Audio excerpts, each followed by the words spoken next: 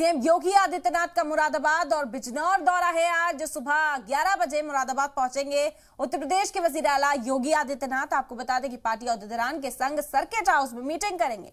तरक्याती कामों का जायजा इस मीटिंग के दौरान लिया जाएगा। जो मंसूबे सरकार की ओर से शुरू किए गए थे वो कहां तक पहुंचे हैं, इसकी जानकारी जुटाएंगे वजीर आला योगी आदित्यनाथ। और उसके बाद शाम 4 बजे बिजनौर पहुंचेंगे सीएम योगी। एग्रीकल्चर और इंडस्ट्रियल डेवलपमेंट एग्जीबिशन का दौरा करेंगे।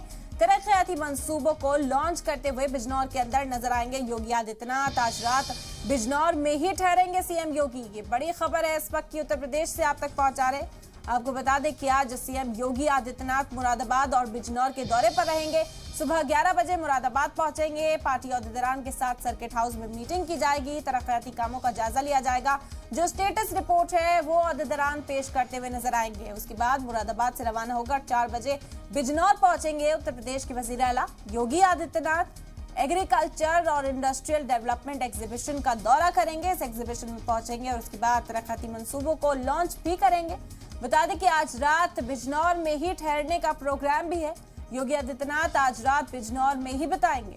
तरक्याती मंसूबों को लॉन्च करते हुए यहाँ पर नजर आएंगे। कई सौगात भी आवाम को दी जा सकती हैं। इसके अलावा जो मंसूबे जिन पर पहले से ही काम चल रहा है उनका स्टेटस भी जानेंगे।